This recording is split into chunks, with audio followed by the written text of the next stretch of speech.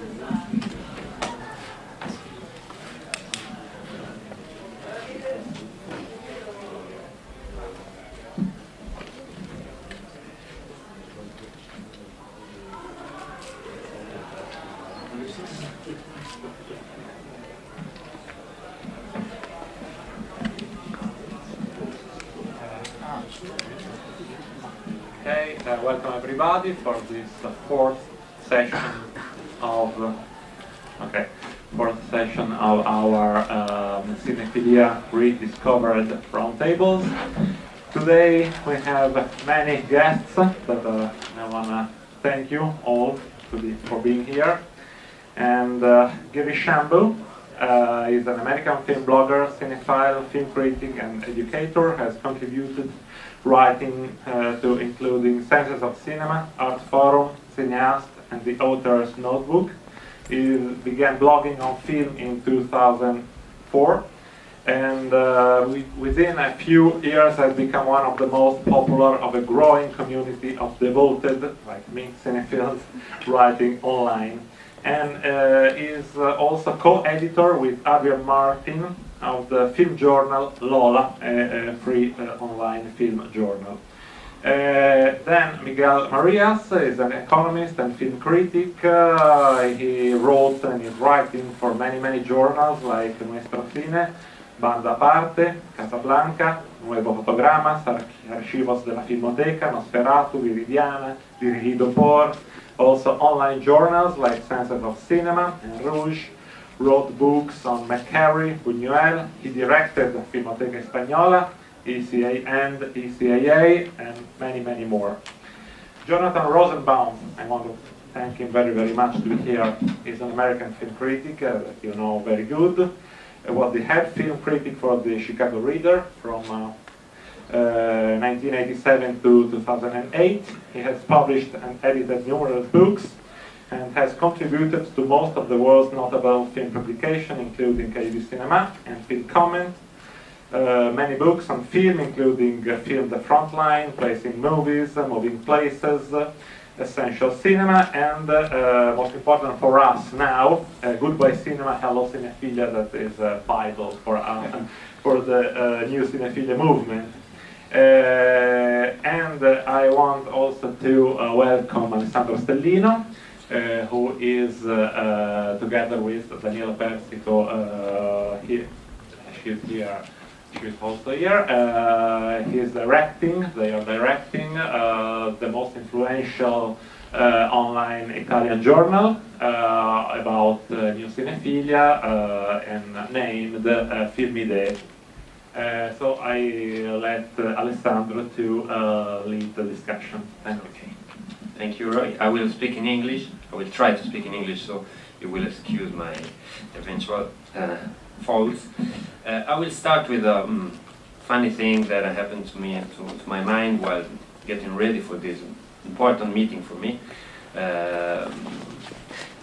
Because when we were preparing for the first online issue of Filmidee, we had to interview some Italian teachers, young Italian teachers in film studies, film criticism, and we asked them how the university changed in the last years, and how the students were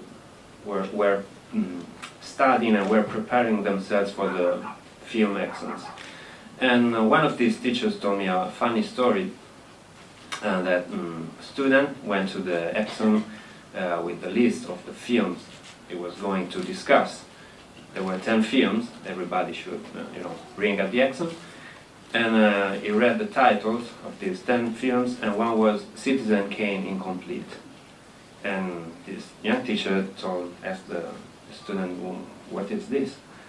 And he said, well, it's the notorious Orson Welles movie. And he said, why incomplete? I mean, this is the title I found on the internet. So the problem was he was downloading the movie.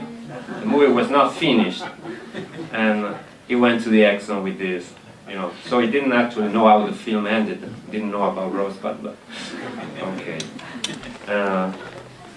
Another thing, just to put the internet in a different light, is that I write for an important Italian film dictionary by Paolo Mereghetti, Dizionario di Film, and I was looking for many years for a film called The Story of Temple Drake, because it's an adaptation of a William Faulkner novel, Sanctuary. And I could never find it until last year when I saw it in 10 parts on the YouTube.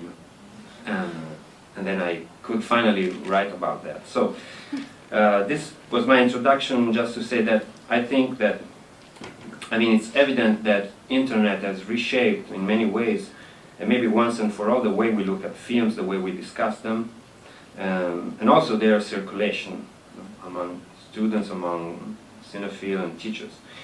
But unlike in the past, I think that to talk about cinema today is to talk about how, where, and when we see the movies, not just about the movies themselves. So I think that no discussion can start on New Cinefilia, on criticisms today without, I mean, we cannot avoid this subject. So you're free to take this subject from whenever direction you like, and you can start. If you agree with this, I mean. Thank you. This is a large topic that we've been discussing all week and hearing about all week. The way I look at New Cinephilia, I think the main lens through which I view cinephilia is one of education. I think it's interesting to compare old cinephilia and new cinephilia in terms of education. And there's a lot of interesting recent writing by the French philosopher Jacques Rancière that has appeared on the internet, both essays on PDF form and videos of his lectures. And I think they're very helpful, very useful way to look at new cinephilia, although he doesn't really talk about the internet very much. But I think those ideas can be applied to the internet. So he talks about old cinephilia in which education was very important because you needed an educated look to look at films. And he says, he has this provocative statement he makes. He says, the art of cinema was created by the passionate spectator. And he's talking about old cinephilia. So it's very provocative, you know, as if the art didn't exist before, it only was created by the spectator. But he kind of meant the cinephile's look that created this idea of mise en scène, etc. And I similarly see new cinephilia as something that, in which education is very important. On any given day, if you surf the web, if you go to, say, maybe David Hudson's site, Keyframe Daily, which is, I think, one of the most important film websites, he posts links to maybe 15 or 20 pieces or stories or essays, and I think all of them lead you to unexpected places. Writing by amateurs, by cinephiles, by professionals, by critics, by academics, and so I think it's a wonderful way to encounter a wide variety of stimulations to stimulate our enthusiasm on any given day, both in-depth writing and links to films, ideas of what to put on your viewing list. So I see the web as really something that stimulates me, stimulates my enthusiasm and teaches me something every day. So education is sort of the main way in which I view the web. Thank you. Since I'm one of the older generation of cinephiles, which learn to love movies in double bills in cinema, I have a kind of nostalgia to looking at pictures in the theaters, which I am afraid soon will be completely impossible. Probably even in film archives, there will be no projection, no real projection, but films will be shown in digital prints and so on. But anyhow, I feel that internet has brought a lot of new possibilities, not only to young people, but also to older people who had seen already a lot of movies. But there are always a lot of movies that escape you, and suddenly you can find them on the internet. And also there was always a variety of magazines and reviews about movies that you, especially if you had reached several languages, you could read.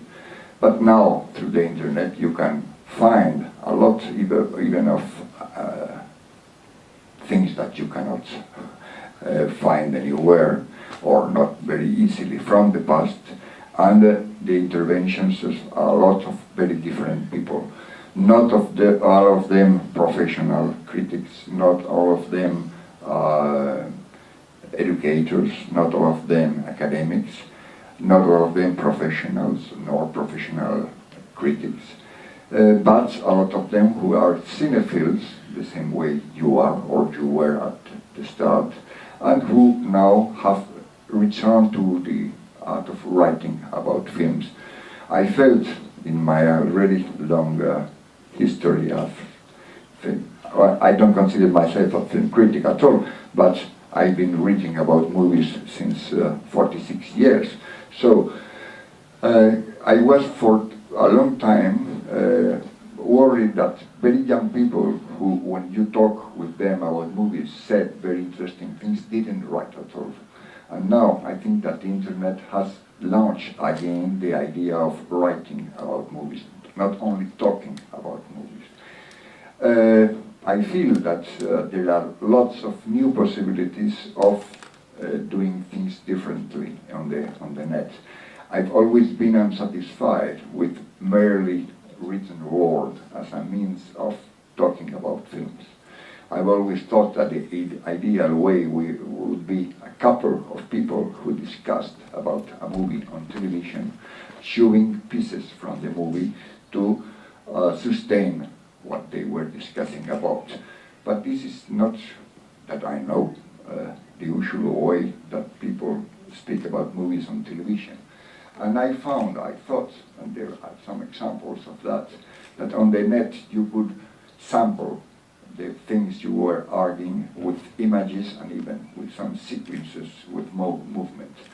This has not been, I think, nobody can cover everything, but to my experience it has not been continued, and probably there are some legal difficulties to doing just that. That's a bit of my point of view around the subject, but I pass. Thanks. I was thinking of actually addressing, I mean, I agree with almost everything that's been said so far. But I think there was recently a cineast is in the course of doing a symposium on digital projection exhibition. And they sent me a questionnaire. And I thought that my response was relevant to a lot of these issues. So I wanted to read some of it to you. I think partly because I think that some of the issues, I think, get framed in a way that I think should be reconsidered. I should mention, by the way, with all due respect, that I'm a little disappointed, although I think I'm very impressed by the general tenor of this actual series, that there are no women involved. Because, I mean, in this audience alone, there are a good many women cinephiles. And so it seems to me that there's a kind of a stereotype that of all cinephiles are males that I don't accept. Okay, I'll begin with an embarrassing confession. I'm one of those typical primitives who often can't tell whether I'm watching celluloid or digital projection. But I have a long list of other reasons why I prefer, as a critic, to watch most films in either screening rooms or at home than to watch them in commercial theaters, where one typically has to sit through loads of advertisements and then dodge the distractions of other viewers checking their mobiles after the feature comes on. Actually here before the feature comes on also. In other words, the analog versus digital issue has to be seen as part of a larger constellation and not as an isolated question, which is mainly, alas, how this questionnaire frames it.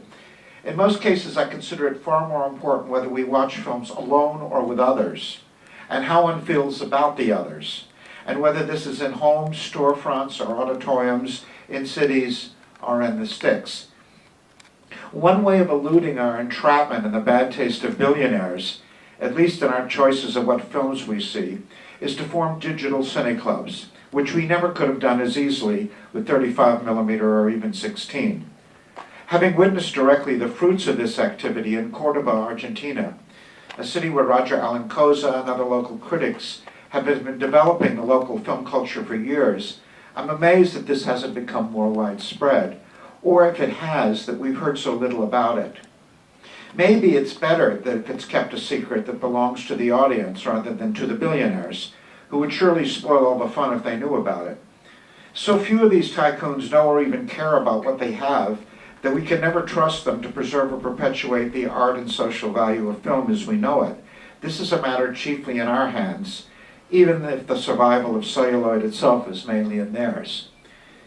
Tactile differences matter, of course, but the history of cinema consists of little more than disruptive, yet paradigmatic business decisions of this kind, which always play havoc with both the art and our grasp of film history.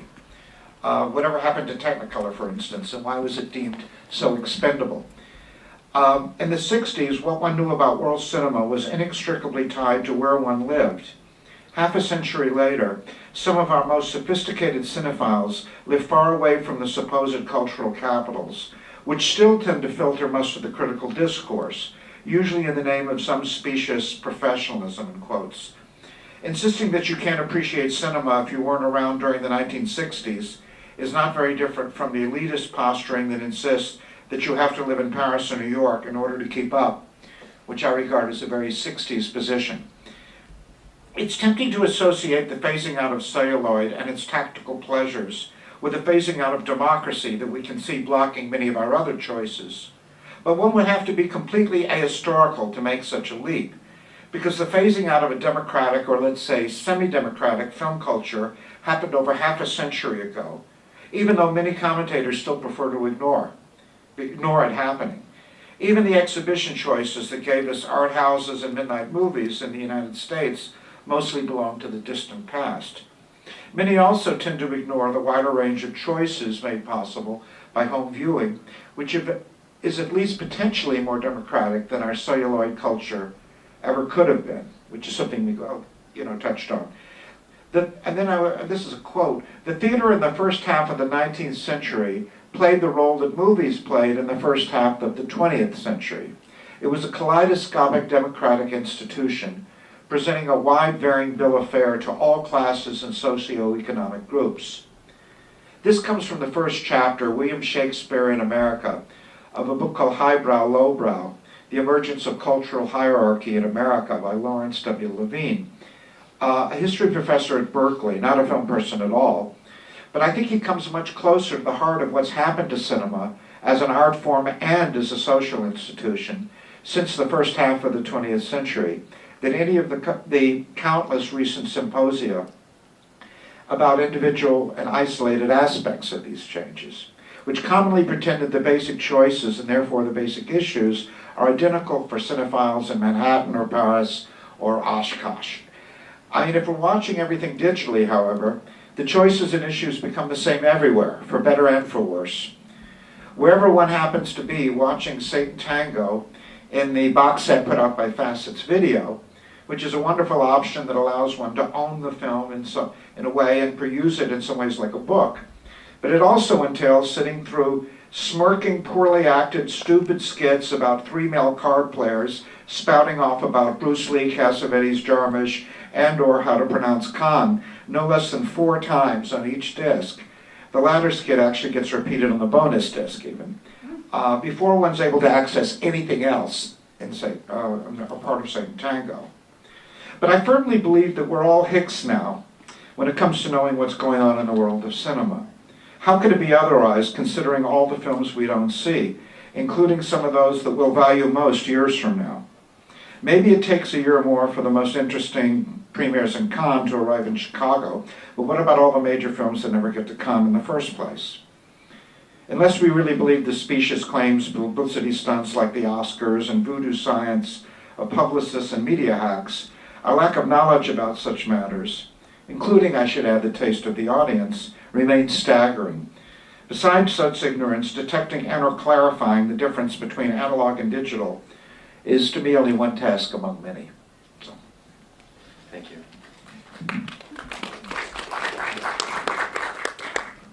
Another issue that came to my mind while I was getting ready for this meeting was I think I can speak more for myself, maybe even for the other persons that are sitting next to me, is that we are often called enthusiasts. So we are enthusiasts because we speak about the new Cinefilia, because we think and we are glad that the internet is a place where thousands of movies are available to be seen and discussed, because we are glad that we can share our discoveries with somebody that's living on the other side of the planet, and with just one click sending a mail. But whenever I read, somebody calls me because I recognize myself in it, an enthusiast. I also feel there's something bad in it. I mean, like I should be ashamed of it. Why you are so enthusiastic? Enthusiastic about what? And like we all should be sitting here sad and mourning the death of film, the death of the big screen, also maybe the death of some kind of collective viewing, and on the other side the intimacy of an old kind of criticism. There was a few people writing, a few people reading, and so this is the question: do we really have to be ashamed to be enthusiasts about waiting for what's coming next, waiting to read the next chapter of this book, which is clearly there's a big turning page in these years, and so I'm happy to be here and to talk about this, and I want to know, and I'm happy to wait and to look at what's coming next. So, what do you think of this? Well, I can comment on this. I think it's, to a certain extent, obviously we're helpless when it comes to what actually happens to many of the films we love. But on the other hand, I think the next chapter has to be written by us. I don't think we should wait for it, because I think if we wait for it, it may not come. I think certainly the future of collective film going is not something that's going to happen, at least I'm more and more convinced, in movie theaters. So that's something that's up to us.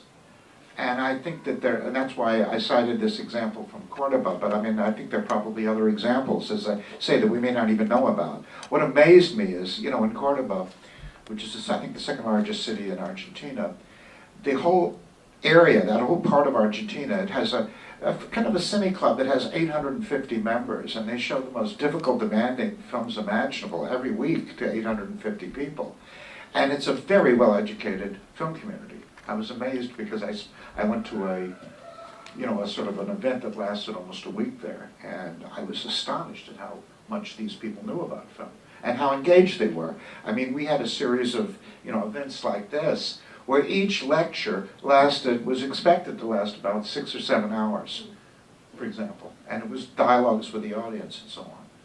So I think that there's an awful lot that people tend to think of it as almost like nature, and it all happens, and we have to just sort of be passive about it. But I think there are many more, and I think that actually what's happened spontaneously on the internet is an example of not just being passive, even though people think of it in passive terms often.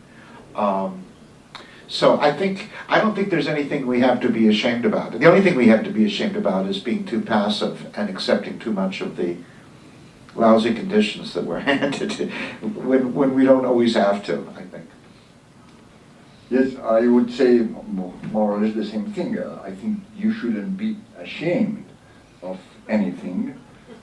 You like something that people say it's very bad, you can say it's true. And you can say you think it's very bad, something that everybody thinks is very good or wins all the Oscars in the world. You should say it, it's the only way to say what you feel and try to explain why. So you can combine or not combine. But I feel that the internet is, for all of us, even the older ones, a very good means of communicating, because usually one doesn't want to discover a movie and keep it from oneself. One wants to share it, even if the people then look at it and they think, oh, you are crazy, this is not a wonderful picture, it's a very bad or mediocre picture. But I, for years, have been corresponding by letter with a couple of people around the world, like Peter von Bach or João Bernardo da Costa, and I told them every year the strangest, most unknown films I have liked better, I think for the first time this year, are such and such. And they did the same with me, and it was very useful. Not always we did agree, but lots of movies we had not seen were so discovered. Now you can almost send the movie to the people, or they have their own means of getting to watch it in hours. And you can tell it to a lot of people you don't know in the world, and people agree sometimes with you, maybe they'll follow your counsel and try to watch the movie. So it's a way of recovering some of the movies that have passed into silence and ignorance. And I should remember something, that most of the films that everybody thinks now are the great masterpieces of cinema, at the moment they were first shown, nobody paid to them any attention, in the best of cases, like The Searchers, or had very bad commercial results and very bad criticism, like La Girish. So it's useful to have a way of countering the influence of a lot of newspapers and people who write newspapers at the service of what the distributors decide to distribute in each country. I see a lot of movies, yet every, let's say, I mean 4 films a day. So in the year I see a lot of movies. Many of them are films I have already seen, but let's say half are new films for me. Not recent films, it can be old films I had never seen. Of these, even of the new ones, most are not shown in Spain. So I have to buy them through Amazon or whatever in DVD and watch them in DVD, but it's better to watch them on DVD than not to watch them at all. You must be conscious always that maybe the film is a lot better than it is on DVD, especially if the DVD is not a good one, doesn't respect the ratio, or that kind of things. But that happened the same in the theaters, because you could be a copy or a print which was not at all good, or which had cuts, etc. So having in mind that you are not watching the real film in its perfect conditions, it gives you an impression. I don't think that a bad print or a bad projection can ruin completely a masterwork. So it's a way of nearing to that movies and discovering things that are worth seeing. I don't mean that they are great masterpieces for the history of cinema, not that everybody should see them, but people who are enthusiasts maybe will like them. So, maybe I could go back to Alex's word, which was enthusiasm. You talked about enthusiasm. I think we should reclaim that word, and I think on the internet especially, as I mentioned earlier, the internet puts so many things in your path on a given day. If you kind of know where to look and how to look, if you invest a little time in that, I think it's possible to be excited, be enthused on a given day about multiple things, pieces of writing, films, etc. So for me as a cinephile, in any given week, I'm not exactly sure what films I'm going to be watching later that week or the next week. I get ideas from reading others or talking to others all the time. So I see enthusiasm as a real spur to learning as a cinephile. But I also feel a certain anxiety, and maybe I can share this with you and see if Jonathan and Miguel also share that anxiety. The anxiety I have, and by the way, I completely agree that the great volume of availability of films in every form is a great blessing, is great, it's wonderful. But I also feel an anxiety that as this volume of film grows, I'm recognizing as I grow as a cinephile and get older, that the sheer complexity of the object, of the film object, can be quite overwhelming. A single film is actually a very complex thing.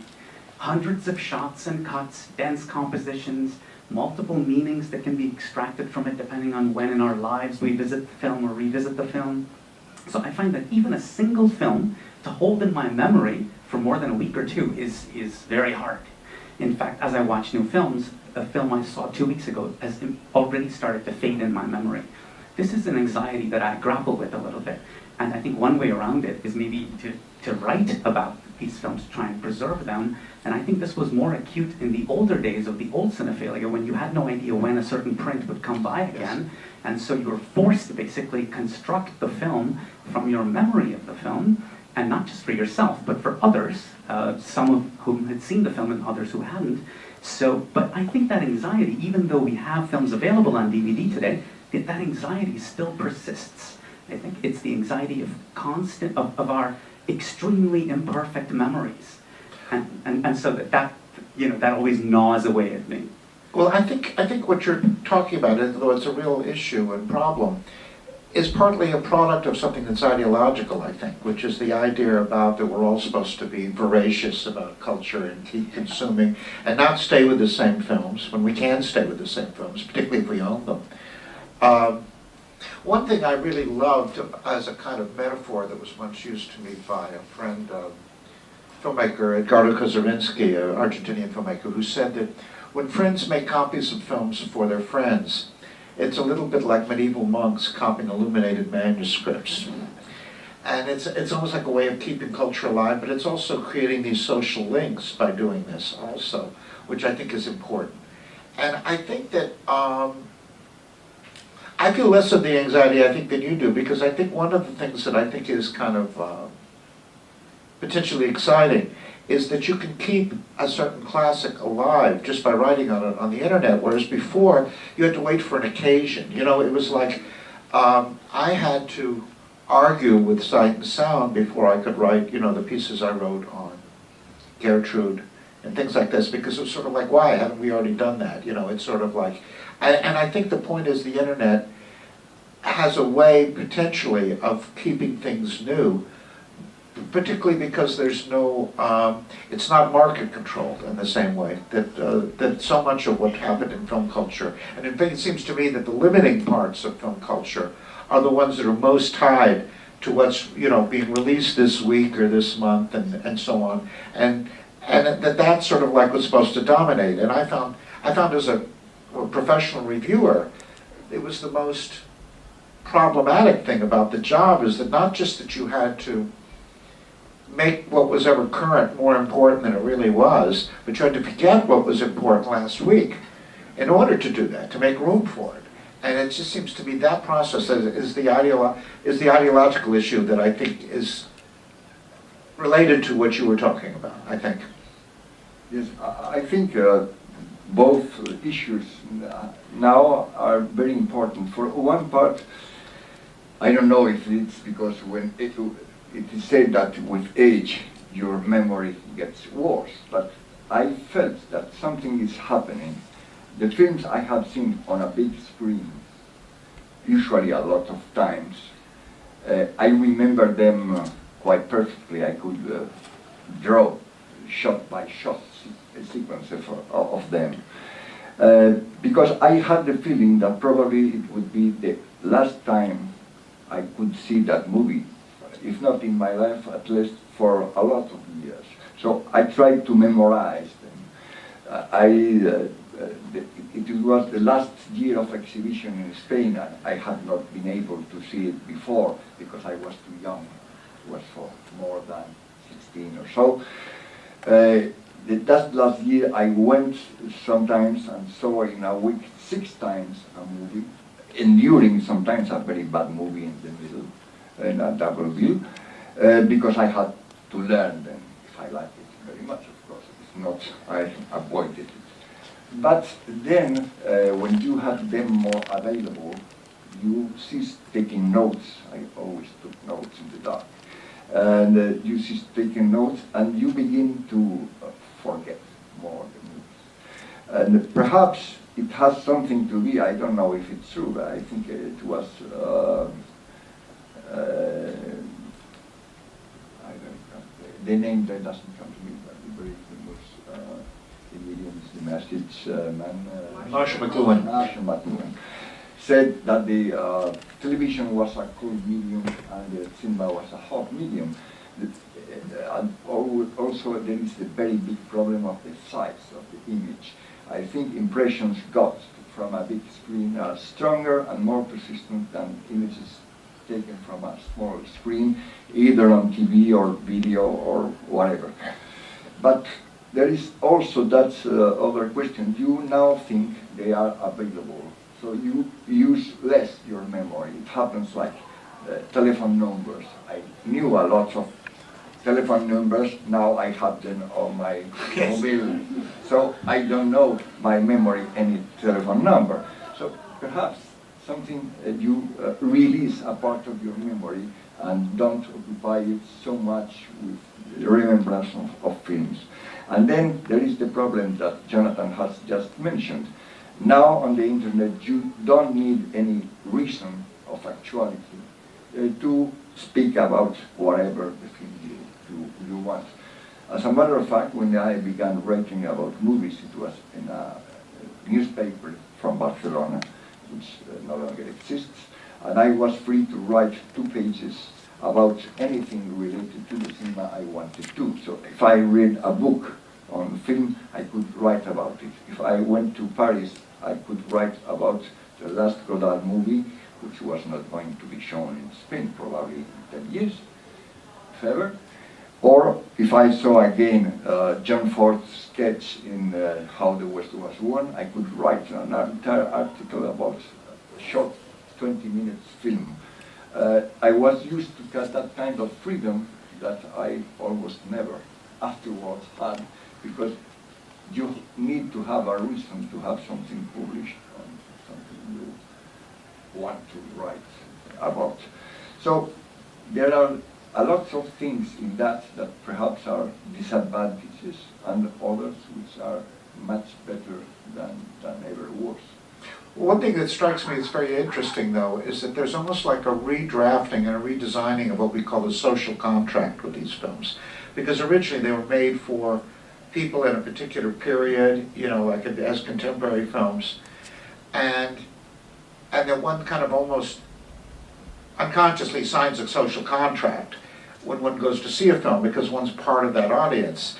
Today, though, we have to create social contracts on the internet between other people about why we're seeing films, what we're seeing, how we're seeing them, all of these things. So it's like creating a whole kind of different basis for what a film culture is. And I think that's what gets confusing, because we talk about it as if it were the same culture, but it's not. It's a very different, and in fact the one culture we're creating and the other one we were just simply receiving in a passive way, the original one. So it seems to me that there's a kind of vertigo that we're getting from the fact that we haven't really fully formed this new film culture yet. And so there are and all these kinds of aspects of it that we might see as negative as well as ones that we see as positive. So, but it does seem to me that we do have greater choice, and it's not just greater choice in what we see, but in how we see it, and in whether we see it alone or with someone else, and all of these things. And I think that's what makes it kind of confusing, the social aspect of it, because the social aspect kind of it's almost like we might be more apt to see a film alone, but then we're also more apt to discuss it on the internet than we were before. Because I remember a lot of the most important films I saw in my teens and early 20s, I had to wait months before I meet anybody else who saw this film to talk about it. And now you can connect with people right away about it. So that's a whole different situation. I wonder if I could ask both of you who have experience with growing up with film culture in the 1960s, which seemed to penetrate a mass audience or a large audience in the 60s. And I find it disconcerting that some of the leading filmmakers of today, like say Pedro Costa for instance, is not really known that much outside of a film festival audience and maybe a handful of academics. And what the stories I hear of the 60s are that everybody went to see the films by Godard and Antonioni. And It's not true. Oh, really? It's definitely not true. And this is the received and the films would be flopping commercially in New York. They would close within a week's time. They were attacked by most critics. So people distort this in their memories, you know, and think that everybody was raving about them and going to see them. It's not true. It was small select groups of people the way it is now with Pedro Costa. And the difference is, Pedro Costa has, as a retrospective, is probably in at least 20 places around the world now. So you can't even say that he's neglected. It's just that it's a niche market. It's a very, you know, it's a small group of people, but it's very intense and it's interactive. So you can't really say. Whereas with Godard, it's sort of like it was, you know, there was certainly a lot of passion and everything that came along with this, but it was very controversial. And the things that everybody went to see in the 60s were The Graduate, actually, not the Godard films.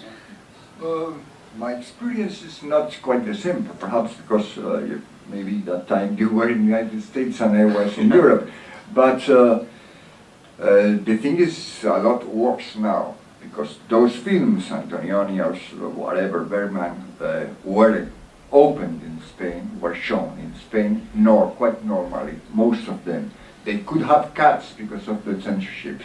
They could be, in most cases, be dubbed into Spanish, which, for example, made me re-see again those films in original, complete versions. But they were shown, and occasionally they had large successes. Now, they don't show it at all. You can see at the Film Archive, sometimes you can see it at some festivals, but normally in Madrid, which is the capital, you cannot see no film by the only, just recently, Pedro Costa film shown in Spain has been his movie about French actress and singer. Is not her most, his most typical movie, not his most representative. Of course, all of them have been shown at the Film Archive, more or less on time. But outside from that, no, they have been on DVD, so people can watch it, but they have not watched either on television. In the 60s, all that kind of movies, Godard's movies, etc., most of them were shown. They were not usually a success. Not everybody liked them at all. A large part of the film critics destroyed them and so on. But other part was warring against that and defending them, perhaps excessively also. But normally they arrive. Now, normally they don't arrive. Yes, but you're talking about a large city, whereas it seems to me you can be anywhere in the world and watch Pedro Costa films now, which you couldn't before. So it seems to me that's why I'm saying we have to reinvent the whole social contract. It's not the same as what it was. And so it's not, we can't compare it as if it were the same situation. It's a very different situation. And of course there are losses, there are enormous losses, but I just know I was living in New York in the 60s, so I was getting to see most of the Godard films, but even those were coming out of order, and you know, some of them years later, and so on. So it wasn't like everybody was storming the cinemas, you know. Not at all. I think what did happen, though, was that, you know, you had an uprising in Colombia not long after the Chinoise came out. So it was maybe, even for a small group of people, having an enormous effect, and there were consequences. But it wasn't something that had entered the mainstream at all then, only in retrospect. Then I think something very different is that there were a lot more of discussion and polemics about films. And now, most films pass into the largest indifference from all sides. you never notice it. They could be people pro the movie, against that movie, and have a war between different criticisms. And now it passes a bit along, at least in the papers and even in most of the magazines. Some magazines which were very polemical in the 60s are not at all polemical nowadays. Sorry to take over Alex's role here for just a minute. There's something I've been dying to ask Jonathan and Miguel, because they're senior film critics and writers I admire and have read for a long time. Here's one thing that really gets my goat. So much film criticism in America only shows acknowledgement of English language criticism. And looking at the room here, at the Ritrovato, and seeing books on directors that I love, for instance, Aki Kaurismäki and Pasolini, books in other languages other than English that have not been acknowledged in most film criticism that I see on a daily basis in the US. This really bothers me. And also, like the death of Saris brought all these wonderful tributes. But on the other hand, I also find real ignorance of critics who worked outside the US, like Raymond Durniat or Serge Danet. Their work is far too little referenced even on the web, and I'm wondering, is the web helping to take the work of some of the best critics and writers in Europe and Asia, for instance, and get them translated and made them available? Are there possibilities for that? Well, yes, but thanks and largely to the magazine you're associated with, Lola, and before that, Rouge, which is precisely the magazine that did translate and make available things that were not available. I actually personally feel that Rouge, for its 12 issues, was more valuable than any film magazine that came out during the 60s, at least in English, for precisely that reason. I guess there was some translation that went on in, the Cahiers, but in the 60s, but not a lot. I think it seems to me that this has always been a problem. And it's about institutionalizing things, too. It seems to me that there are institutional reasons why certain things become, standard texts that have little to do with even how much one learns from them, even. So I think that I think that there and of course one little tool, it's a very imperfect tool that one has now that one didn't have before, is these things like Google Instant Translations and stuff like this, where you can try to you get a hold of the text in another language and partly piece together what some of it is saying, which we couldn't do before.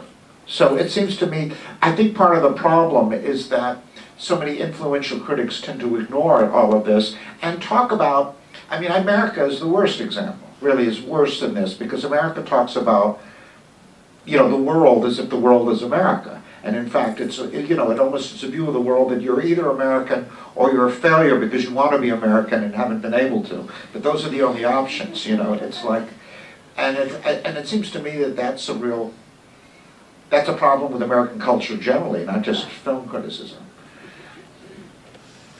Yes, I think Jonathan has answered with more knowledge about that than myself, but I have always that impression that they seem to think, a lot of them think, that everybody should speak English or write in English, and if not, well, that's the problem. So it has been little translation from a lot of important European critics, and then some cases it is difficult to translate. Danet is not an easy task. But he's actually better represented in Spanish than he is in English. Yeah, well, Spanish we always had a complex, so we translate and read everything. Okay, I think we still have some 10 minutes, so there's one last subject I'd like to raise. I know Girish is very interested in it. I don't know if the other two are willing to say their opinion.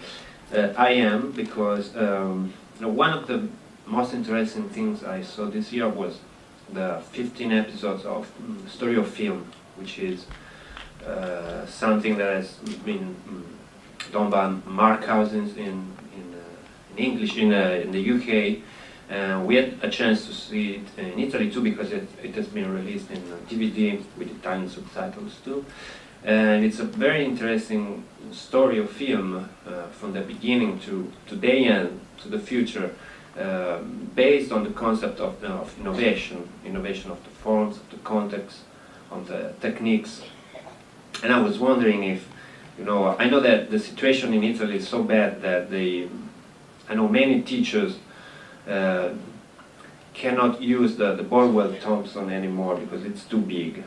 So, well, they probably, the institutions think the students are too stupid to read books that are so long. So maybe one day they will just say, okay, you watch these 15 episodes of the story of film and you know everything about that. But this is a joke, but I was wondering if this thing of video, the video essay, which is an subject that I'm really interested in, and on our magazine we will soon publish a focus on it, because in Italy there's no really discussion on it. If I want to know if, in your opinion, the film criticism on the internet will become more and more visual in the following years.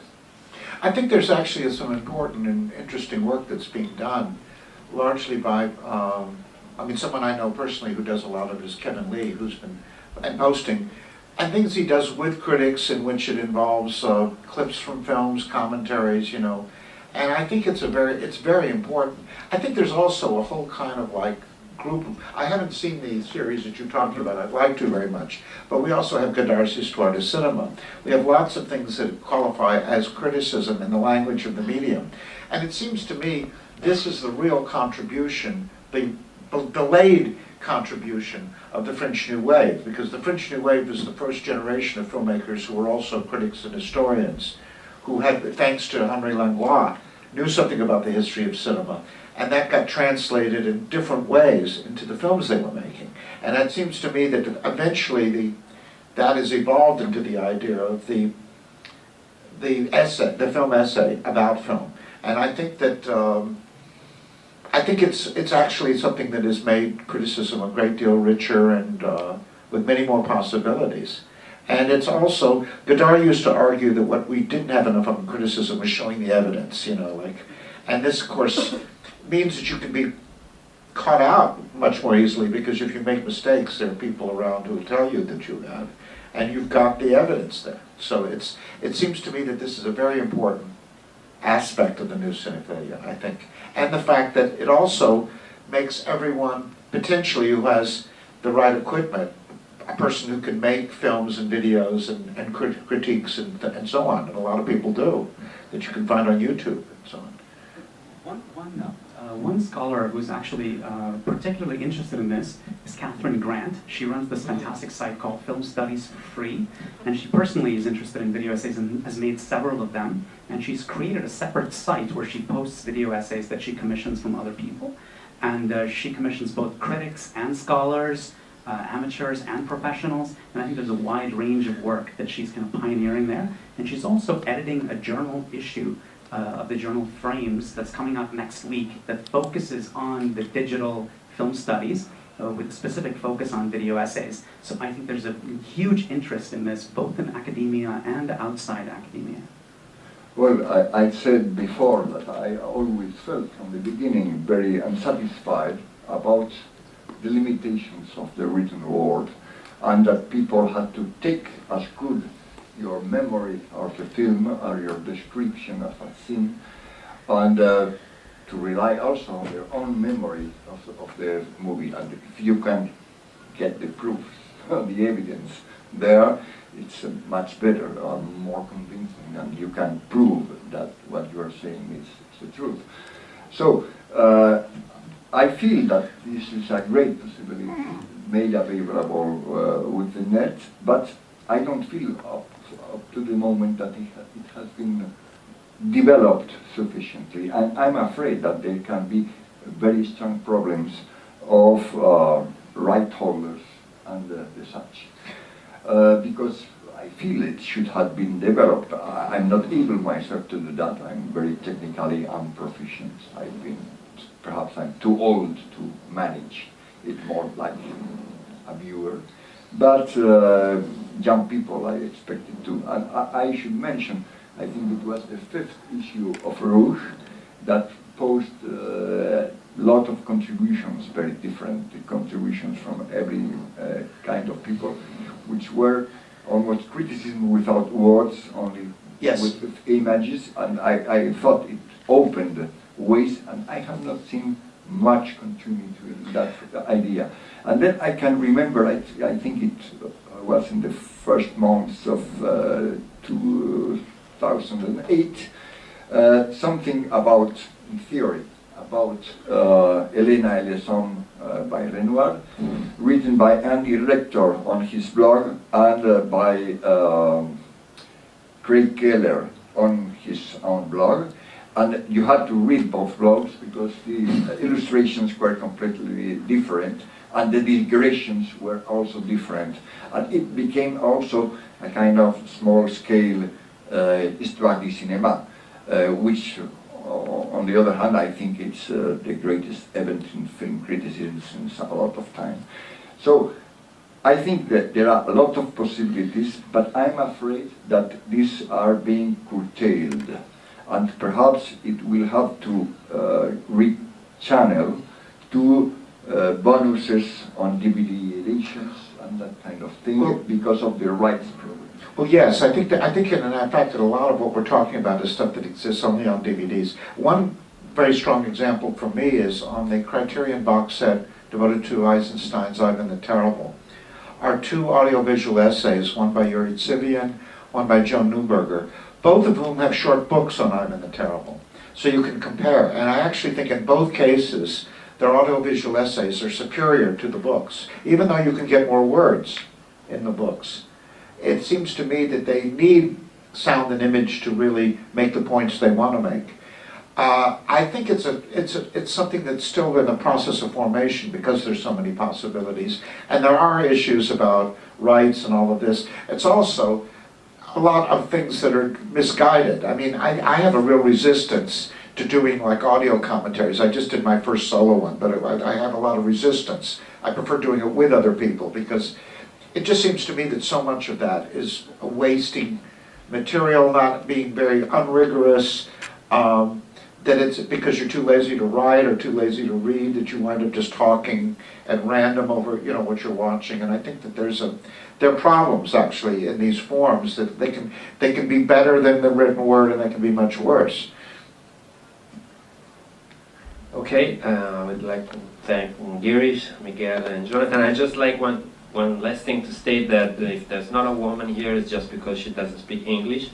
So Daniela is the co-founder of the magazine Filmidee, and she's not here because she doesn't speak English, but she gives us the important contribution to the magazine, and the same as I do. So thank you all. I would like to say something about this issue because I always feel claustrophobic if I'm in a place where there are no women at all. So I've missed all my youth that there were very little women cinephiles.